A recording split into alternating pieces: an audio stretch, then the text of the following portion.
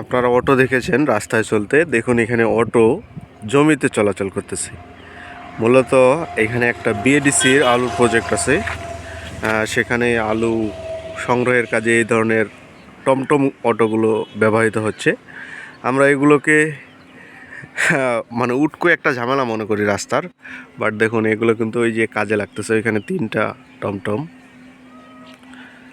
এই যে বিশাল যে প্রজেক্টটা, এই হাওরটা পুরোটাই আলুর প্রজেক্ট বলতে পারেন।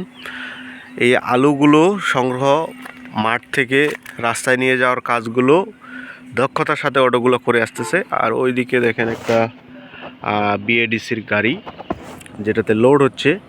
মূলত বর্তমান আলু সংগ্রহের সময় চলে এসেছে এবং এই আলু উঠিয়ে এই কুমড়ো গাছ লাগানো হয়েছে। তবে আলুর বাজার দর ভালো না, কৃষকেরা অনেক ভোগান্তিতে। আলু 8 টাকা 10 টাকা রেটে বিক্রি করতে হচ্ছে কৃষকদের।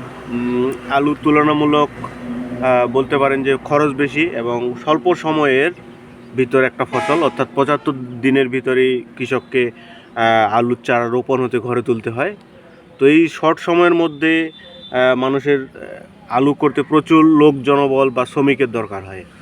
তো আলুর যে 10 টাকা রেট, এই রেট দিয়ে আসলে সেই ঘাটতিটা পোষানো যায় না এবং সরকারও এটাতে কোনো ভর্তুকি দিচ্ছে না। বিশেষ করে জিনিসপত্র, সার, এগুলোর দাম অনেক বেশি, কীটনাশক সার।